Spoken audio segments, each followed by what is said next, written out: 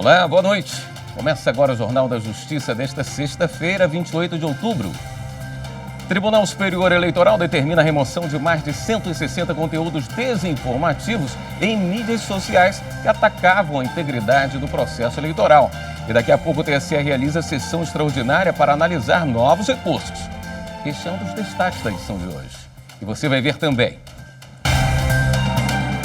Corregedoria Nacional de Justiça determina suspensão de contas em redes sociais de magistrados por manifestações políticas incompatíveis com os deveres funcionais do cargo. No plenário virtual, ministros do Supremo julgam lei de São Paulo que regulamenta imposto sobre herança e doações do exterior. E Superior Tribunal de Justiça encerra o mês do Outubro Rosa com entrega de doações para a Rede Feminina de Combate ao Câncer.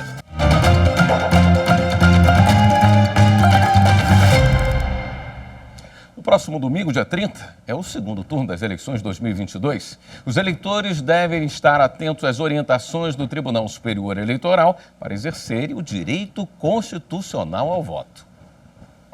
Cerca de 156 milhões e meio de eleitores poderão votar para presidente da República em todos os 5.570 municípios do país e em 181 localidades no exterior.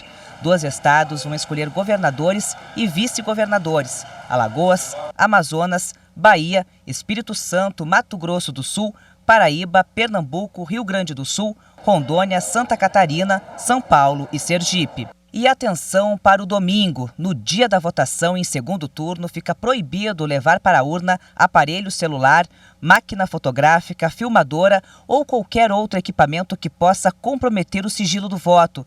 Também não pode ocorrer manifestações coletivas com roupas padronizadas, bandeiras, broches e adesivos em apoio a um candidato ou partido político. E é crime fazer publicação de novos conteúdos ou impulsionamento de propagandas digitais na internet, propaganda de boca de urna. Todas as capitais do país e cerca de 300 municípios vão oferecer gratuidade total ou parcial nos transportes públicos neste segundo turno das eleições. O STF decidiu que prefeitos e concessionárias podem dar o passe livre no dia 30, sem o risco de penalização pela Lei de Responsabilidade Fiscal por emprego de dinheiro público para custear as passagens. Isso porque se trata da garantia constitucional do direito ao voto. Para votar, o eleitor com situação regular na Justiça Eleitoral deve levar o e-título se o aplicativo tiver a fotografia do eleitor. Caso contrário, é necessário apresentar um documento oficial com foto. O aplicativo está disponível para smartphones e tablets. Hoje é a data limite para fazer o download e emitir o documento digital para este segundo turno. Mesmo quem não fez a biometria poderá votar normalmente e também quem não votou no primeiro turno, desde que esteja com o cadastro eleitoral regular. Importante ainda que o eleitor esteja atento aos horários que foram unificados agora em 2022.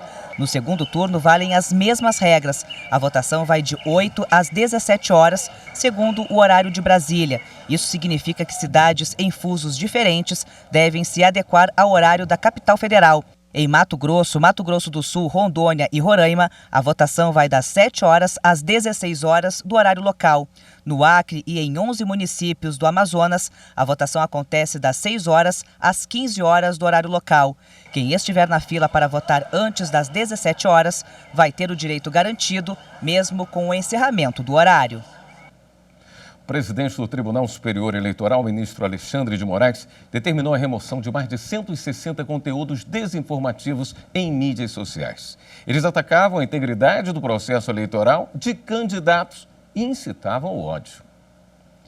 Ao todo, 135 conteúdos com desinformação sobre o funcionamento das urnas eletrônicas, a preparação das máquinas e a votação foram removidos hoje pela manhã pelas plataformas. Todas as narrativas já tinham sido desmentidas pela página Fato ou Boato do Tribunal Superior Eleitoral. Outros 32 conteúdos também foram removidos. Eles atacavam a imagem dos candidatos à presidência da República. 15 links associavam o Jair Bolsonaro, presidente da República e candidato à reeleição, à prática do canibalismo. E outros 17 links faziam uma sugestão de que o Luiz Inácio Lula da Silva, candidato à presidência da República, tinha ligação com a organização criminosa PCC, Primeiro Comando da capital. 2 canais do Telegram também foram removidos. Eles faziam apologia a crime e também incitavam o ódio entre opositores. O presidente do Tribunal Superior Eleitoral, ministro Alexandre de Moraes, disse que essas postagens não refletem a liberdade de expressão, e sim comportamentos abusivos. Daqui a pouco tem sessão extraordinária no Tribunal Superior Eleitoral. Repórter Guilherme Glória tem mais informações. Na sessão de logo mais, os ministros devem analisar recursos da Coligação pelo Bem do Brasil e outro contra decisões que deram direito de resposta em propaganda eleitoral para a Federação Brasil da Esperança. O direito de resposta foi deferido por práticas de propaganda irregular em rede nacional, veiculação de fatos inverídicos e por ofender a honra e a imagem de candidato a presidente da República. A sessão começa às 19 horas. A Corregedoria Nacional de Justiça determinou a suspensão das contas de 2 juízes e um desembargador em redes sociais. Segundo a Corregedoria, eles fizeram manifestações políticas e eleitorais incompatíveis com os deveres funcionais de magistrado. A Corregedoria Nacional de Justiça determinou que o Twitter e a Meta, dona do Facebook, suspendam as contas dos magistrados imediatamente, sob pena de multa de R$20 mil por dia. Eles também estão sendo investigados por suposta violação aos deveres funcionais. A Corregedoria divulgou a íntegra das decisões com os nomes dos envolvidos e o que divulgaram nas redes sociais. O desembargador Marcelo Lima Burratem, do Tribunal de Justiça do Rio de Janeiro, publicou mensagens contrárias a um candidato a presidente da República.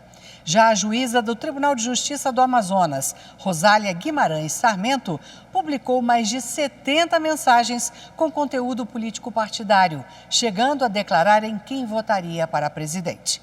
E o juiz da Vara Criminal de Santa Luzia, em Minas Gerais, Fabrício Araújo, fez críticas à Justiça Eleitoral. A suspensão das contas dos magistrados nas redes sociais se baseia na Constituição Federal e no Código de Ética da Magistratura, que proíbe os juízes de atividade político-partidária.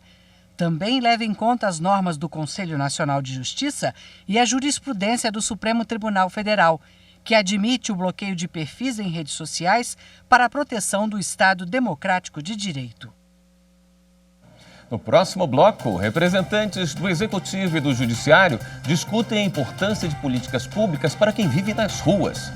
Voltamos em instantes.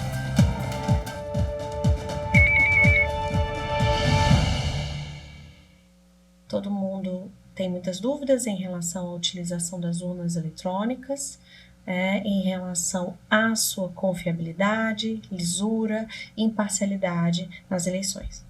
É importante que se saiba de antemão que o eleitor hoje ele pode procurar o TSE e perguntar sobre essa segurança digital da urna eletrônica e ser esclarecido disso, assim como os outros órgãos são, a OAB, o Ministério Público e os partidos e coligações que volta e meia pedem esses testes, que esses testes sejam realizados de maneira pública.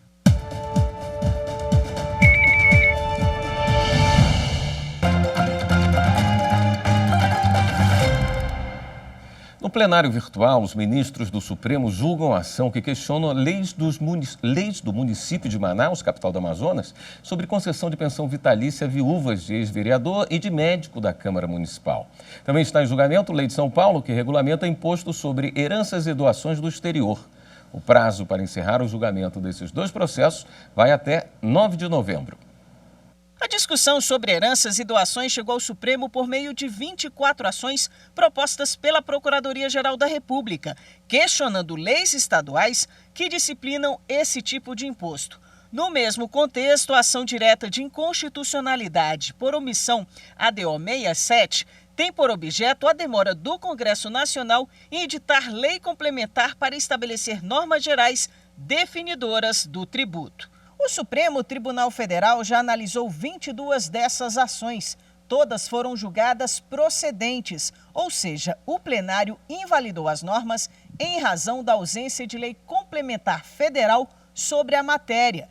Em junho, os ministros também julgaram a ADO 67, fixando o prazo de 12 meses para o Congresso regulamentar cobrança de imposto sobre doação e herança no exterior. Agora, em sessão no plenário virtual, eles julgam lei de São Paulo que trata do mesmo tema. O relator dessa ação é o ministro Gilmar Mendes, que aceitou o pedido da Procuradoria-Geral da República.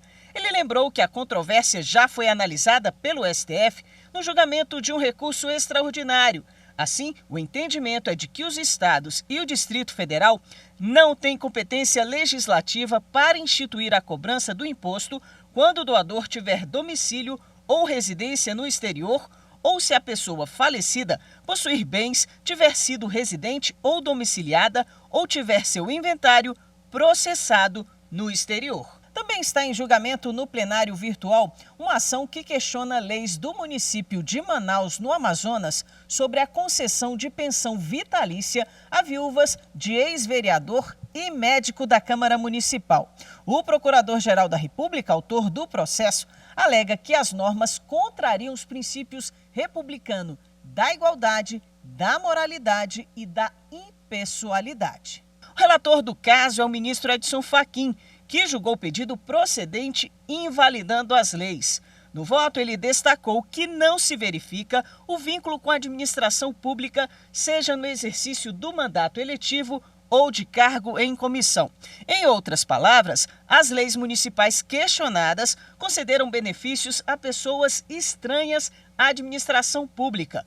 Logo, reforçam a ausência de qualquer respaldo jurídico para a concessão das pensões instituídas pelas leis municipais questionadas. O prazo para encerrar o julgamento das duas ações é dia 9 de novembro.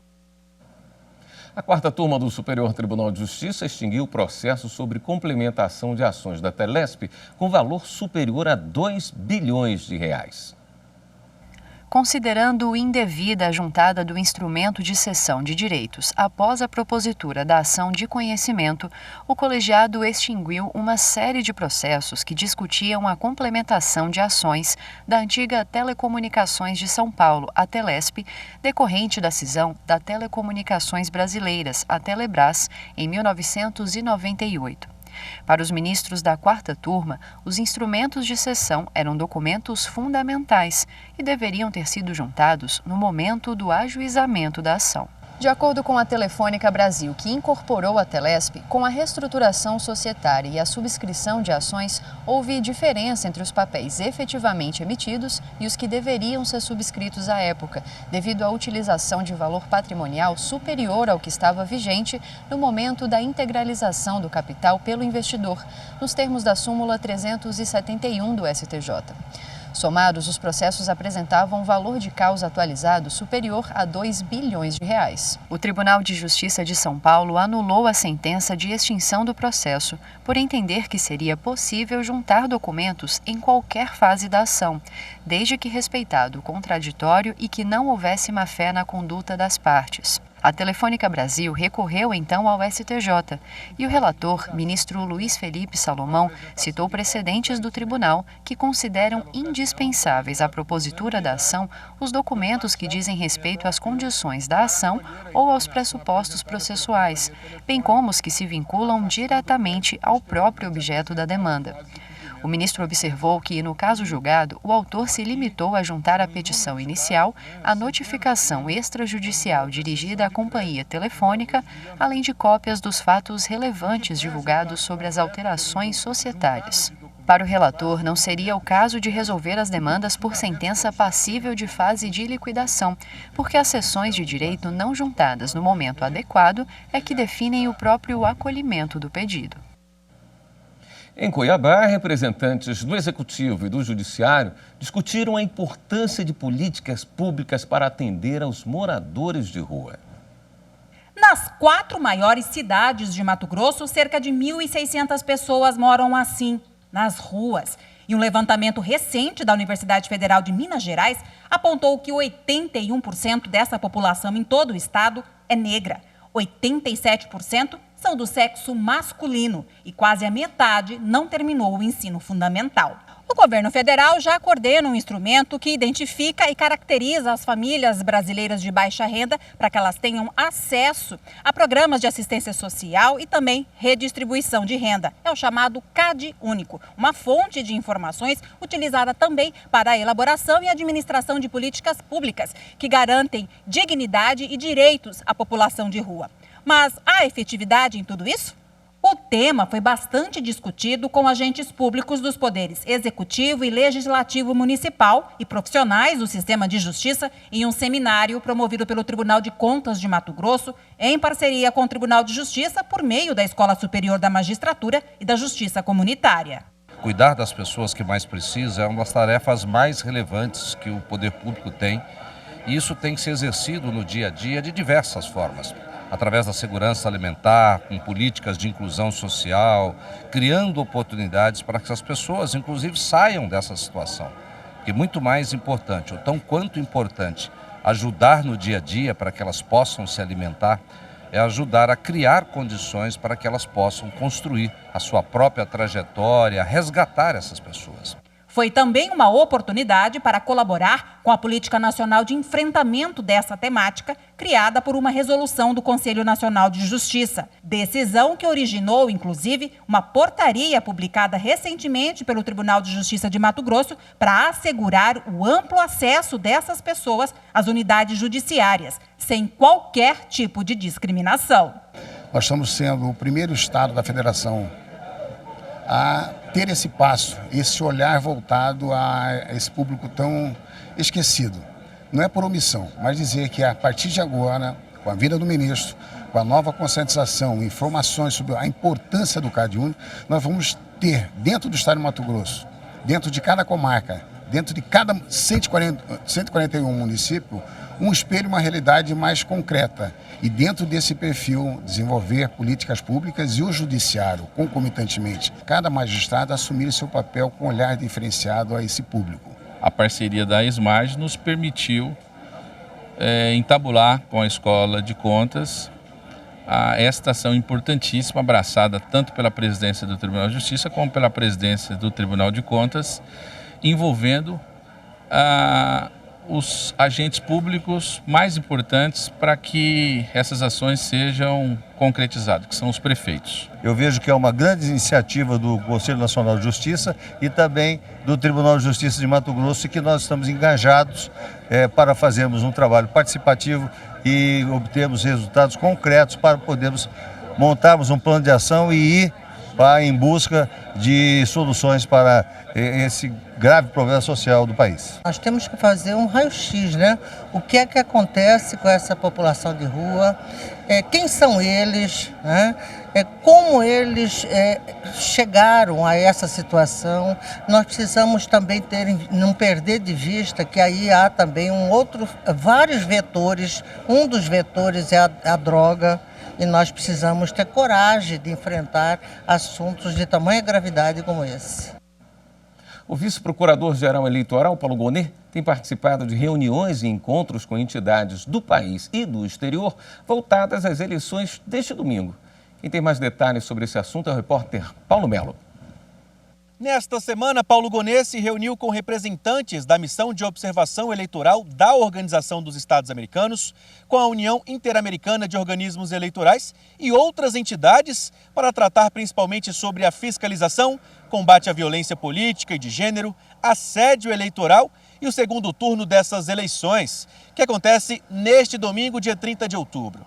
Além desses encontros, o vice-procurador-geral eleitoral participou ainda da sessão do plenário do TSE e reforçou que o Ministério Público Eleitoral está preparado para garantir eleições limpas e justas em todo o país. O Ministério Público Eleitoral está certo de que todo o empenho que reconhece ter sido feito pelo TSE e pelos órgãos da Justiça Eleitoral serão suficientes para que nós tenhamos eleições, como dizia o presidente Fachin, eleições limpas, justas e pacíficas. É o que nós desejamos. A seguir, STJ encerra o mês de Outubro Rosa com entrega de doações para a Rede Feminina de Combate ao Câncer. Voltamos já.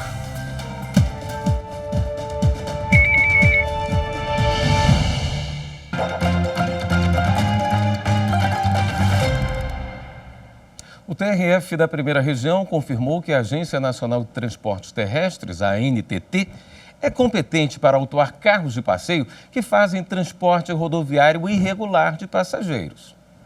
O caso foi analisado pela 5ª turma do TRF1, que não aceitou as alegações do motorista autuado de que a competência da Agência Nacional de Transportes Terrestres abrangeria somente veículos destinados à realização de transportes coletivo, interestadual e intermunicipal, e por isso, seu carro de passeio não deveria ser apreendido.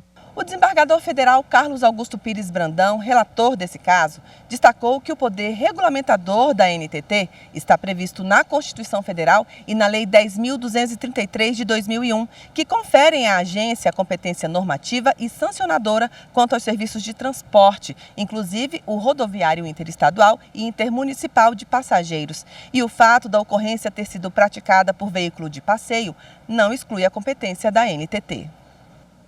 Superior Tribunal de Justiça encerra o mês de Outubro Rosa com entrega de doações para a Rede Feminina de Combate ao Câncer. Também teve uma roda de conversa sobre autoestima e cuidado. O rosa pintou a fachada do Superior Tribunal de Justiça durante todo o mês de outubro. E agora é hora de se despedir da cor que marca a campanha de prevenção ao câncer de mama.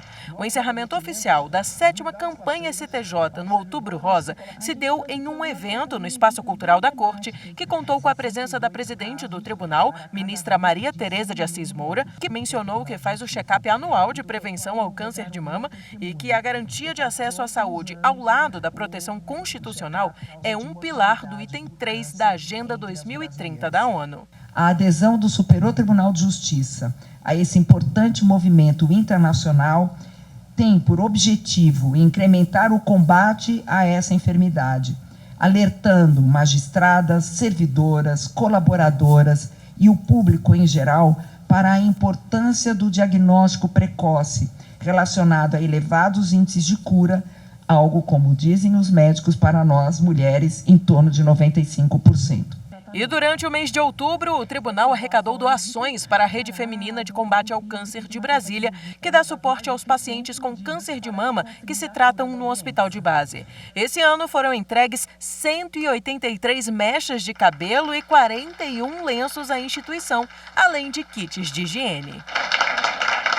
Essas doações elas vão para auxiliá-los, né? No caso do cabelo que foi doado, eles vão para a confecção de perucas. A gente mesmo confecciona, nós temos voluntários que costuram as perucas e doam para aquelas pacientes que estão em tratamento. E também temos a questão dos lenços para aqueles que não podem usar uma peruca, não querem, né? Então, esse material ele é todo doado. E os kits de higiene vão para os pacientes que estão nos andares, que estão no pronto-socorro. Às vezes chega de surpresa, né, por uma emergência e não tem como se sustentar. Então, a rede ela entra nessa pegada, né? E para fechar com chave de ouro, nada melhor que um momento de troca de experiências. A autoestima e o autocuidado como ferramentas necessárias para o combate ao câncer de mama. Foi em uma roda de conversa que os presentes puderam acompanhar não só histórias de vida, mas dicas necessárias de saúde e bem-estar. Na medida em que a gente se sente valorizada, se valoriza, a gente passa a se entender como alvo de cuidado, tanto dos outros quanto de nós mesmos. O acompanhamento psicológico ele vai ajudar a mulher na sua autoestima, no seu autocuidado e mostrar para ela que tudo não está perdido. Na verdade, aquilo ali é mais um passo para a sua evolução e de que é possível a prevenção e o tratamento também. Essa edição do Jornal da Justiça fica por aqui. Uma boa noite para você e um ótimo fim de semana.